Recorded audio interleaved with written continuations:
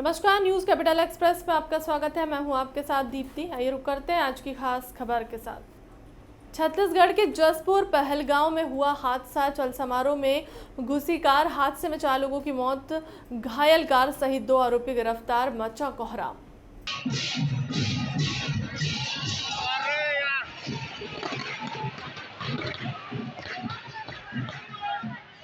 Corona की संभावित तीसरी लहर को लेकर मंत्री भूपेंद्र सिंह ने कहा, सरकार के स्तर पर व्यापक तैयारियां की गई हैं। हमारे सभी अस्पतालों में ऑक्सीजन प्लांट लगाए गए हैं। अस्पतालों में बेड की संख्या बढ़ाई गई है। जहां जरूरत है वहां डॉक्टर्स और पैरामेडिकल स्टाफ बढ़ाया गया है। सरकार संभावित लहर को लेकर पूरी तरह से सतर्क है। सरकार के स्तर पर किसी भी इंतजाम की कोई कमी नहीं है।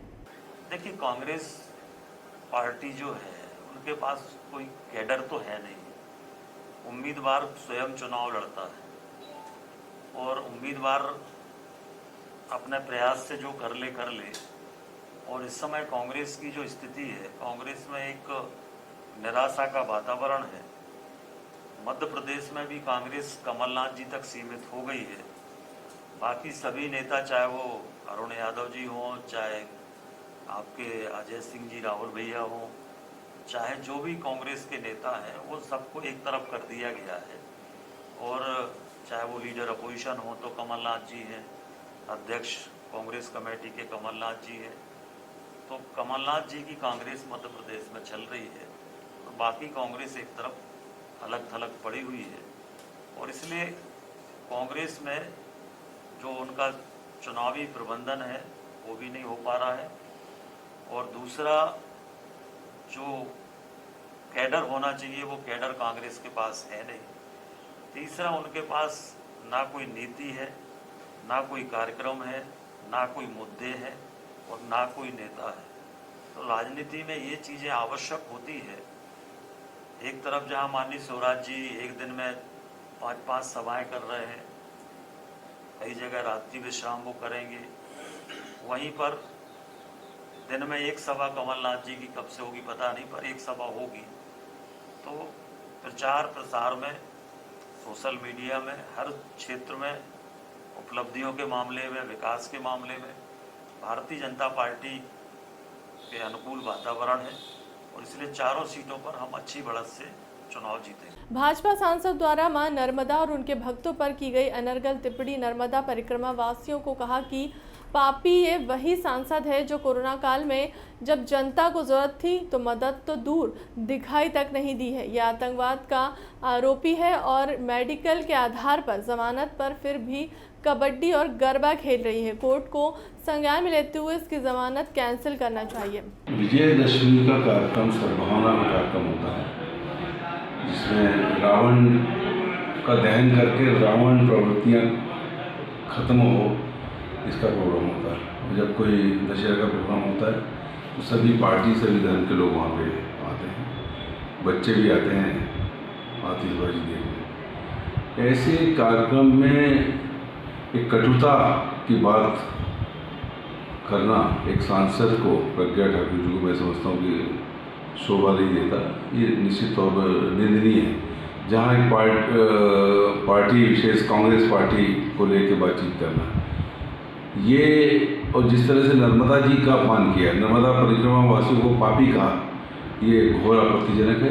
पूरा नर्मदा जगत और नर्मदा के आसपास रहने वाले आज इससे बहुत पीड़ित हुए हैं और निश्चित तौर पर एक सांसद को इस तरह की बात करना और दूसरा ये कहना कि वहाँ पोस्टर छपे गुमशुदा की तलाश। अरे भाई, जिस समय कोरोना था गायब रही वहाँ पूरे टाइम। दुर्गा नवमी के साथ ही 9 दिवसीय नवरात्र का समापन हो गया है। शहर भर के 9 दिनों तक श्रद्धालुओं द्वारा भक्ति में लीन होकर मां की आराधना की गई। नवमी पर पूजा अर्चना का दौर शाम तक चलता रहा। इसके अलावा श्रद्धालु द्वारा अपने घरों में भी माता जी की पूजा अर्चना की गई। मंदिरों में हवन आयोजित किया गया। वहीं देर रात्रि भोपाल शहर के विराशा हाइट्स में गरबा और इंडिया कार्यक्रम का आयोजन किया गया। आप सभी लोगों को नवरात्रि की खूब सारी शुभकामनाएं। आज के दिन विराशा हाइट्स जो कि बावड़िया कला में स्थित है, हम लोगों ने गरबा नाइट का आयोजन किया। हम सभी विराशा वासियों ने गरबे का भरपूर आनंद उठाया और बहुत एंजॉय किया, जहां एक और महिलाओं तथा बच्चों ने खूबसूरत गरबा ड्रेस पहन के माता रानी की आराधना में विलीन होकर खूब गरबा का नृत्य किया। वहीं दूसरी ओर दीप्ति जयप्रकाश ने कृष्ण का रूप धारण करके सभी विराशा वासियों का मन मोह लिया। जी, यहाँ पे पुरुष भी पीछे नहीं रहे, पुरुषों ने भी पूरी तरह से गरबे का आनंद लिया और हम सभी लोगों ने माता रानी से यही प्रार्थना की कि ये पूर्ण विश्व जो कि कोरोना की महामारी से परेशान हो रहा है, पूर्ण तरह से कोरोना महामारी से मुक्त हो जाए, सब लोग सुख से रह सके, शांति से रह सके और अपने अपने परिवारों के साथ स्वस्थ रह सकें। इन्हीं शुभकामनाओं के साथ हम सभी विराशा वासियों ने माता रानी की आराधना की।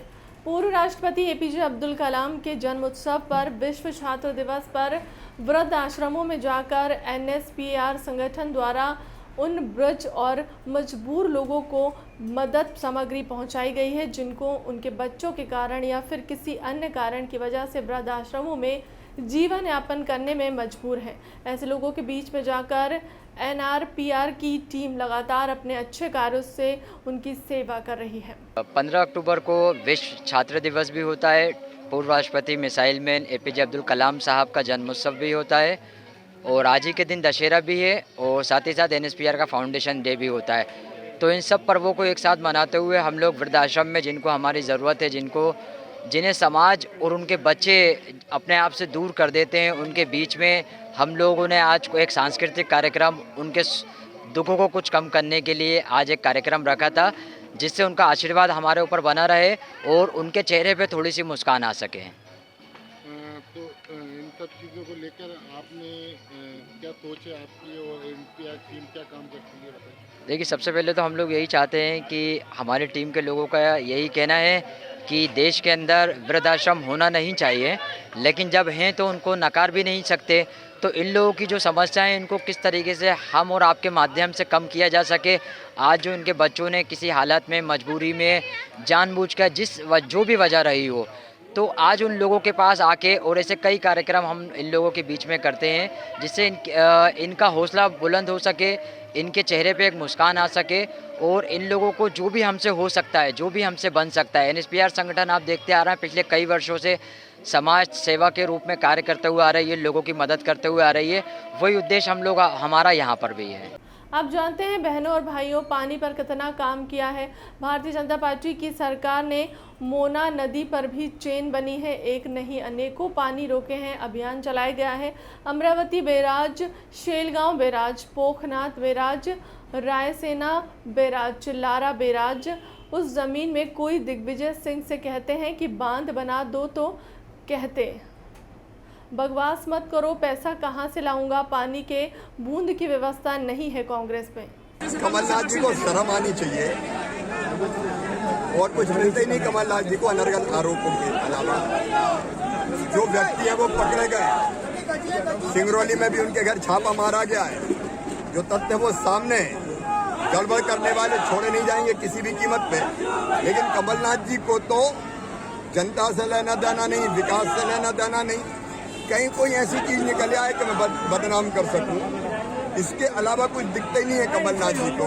पहले कांग्रेस की हालत तो देखें, कांग्रेस की हालत तो वहाँ खराब कर रहे हैं श्री राहुल गांधी जी, और यहाँ कमलनाथ जी के अलावा कुछ बचे ही नहीं। बाकी कहाँ गए बताएं, एक एक करके सबको निपटा रहे हैं और हम पे आरोप लगा रहे हैं। लगातार गलत टिप्पणी कर रहे सुर्खियों में रहने वाली भोपाल सांसद प्रज्ञा सिंह ठाकुर का किया पुतला दहन। भोपाल सांसद प्रज्ञा सिंह ठाकुर ने पूर्व मंत्री पीसी शर्मा और नर्मदा परिक्रमा वासियों के विरुद्ध दशहरा उत्सव के मंच पर टिप्पणी की, जिसको लेकर कांग्रेसियों में रोष है। कांग्रेसियों का कहना है कि जब भोपाल कोरोना काल में आपातकाल से जूझ रहा था, ऑक्सीजन खत्म हो गई थी, तब कहाँ थे ये लोग। जब से आप सांसद बनी है, आप कहाँ हैं? जब भोपाल के अंदर कोविड का दौर चल रहा था, तो जब आप लापता थी, लोग ऑक्सीजन के लिए फैला रहे थे, परेशान हो रहे थे, आप कहाँ थी? मैं आपसे पूछना चाहता हूँ कि आप भोपाल की सांसद तो बन गई, मगर भोपाल की जनता की आपको फिक्र नहीं है। कांग्रेस के कार्यकर्ता आपको मुंह तोड़ जवाब देंगे और जिस भी कार्यक्रम में आप जाएंगी, कांग्रेस के कार्यकर्ता काले झंडे दिखाएंगे। आपने तत्काल आपको माफ़ी मांगना चाहिए और आपने इस तरीके की टिप्पणी की, कांग्रेस के कार्यकर्ता बर्दाश्त नहीं करेंगे। अगला आंदोलन आपके बंगले के सामने होगा, जिसकी जवाबदारी जिला प्रशासन और कांग्रेस मध्य प्रदेश की भाजपा सरकार और शिवराज सिंह चौहान की होगी। भोपाल सांसद प्रज्ञा सिंह ठाकुर ने पूर्व मंत्री पीसी शर्मा और नर्मदा परिक्रमा वासियों के विरुद्ध दशहरा उत्सव के मंच पर टिप्पणी की, जिसको लेकर कांग्रेसियों में रोष है।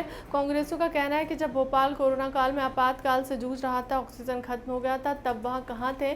जब वह देश महंगाई से जूझ रहा था, तब वह कहाँ थे? जब गरबा खेल रही थी, नहीं तो व्हील चेयर पर बैठकर ड्रामा कर रही थी। माननीय सांसद जी ने कल जो हिंदू धर्म को आहत किया है, उस पूरे हिंदू धर्म में माँ नर्मदा जी का भगवान शंकर जी के यहाँ सबसे प्रिय पुत्री हैं माँ नर्मदा जी, और उनके लिए उनके आस्था पे, हमारे पूरे हिंदू धर्म की आस्था पे प्रश्न चिन्ह लगाया माननीय सांसद जी ने।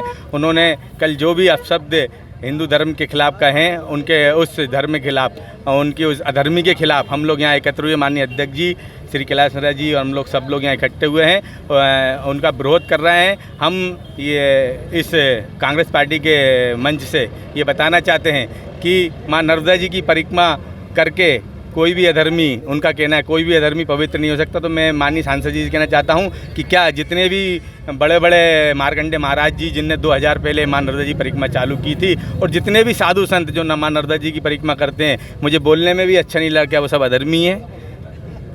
मैं ये पूछना चाहता हूँ माननीय सांसद जी, जितने भी लोग इस हिंदू धर्म में भगवान की आराधना करते हैं, माँ देवी की आराधना करते हैं, वो सब अधर्मी होते हैं क्या? जो भी लोग अधर्मी होते हैं वही भगवान की सेवा करते हैं क्या? मुझे बताएं, आपके मुख्यमंत्री जी, आपके प्रधानमंत्री जी जो ढोंग दिखाते हैं, क्या वो सब अधर्मी हैं? हम लोग नर्मदा जी की परिक्रमा करें तो हम लोग अधर्मी होगा, हम लोग आतंकवादी होगा इस देश के, और आप जो करो वो ढोंग नहीं है। मुझे माँ नर्मदा जी के हर कण में शंकर है। फिलहाल के लिए अब तक की खबरों में इतना ही। देश दुनिया की तमाम बड़ी खबरों के लिए बने रहे न्यूज़ कैपिटल एक्सप्रेस के साथ। नमस्कार।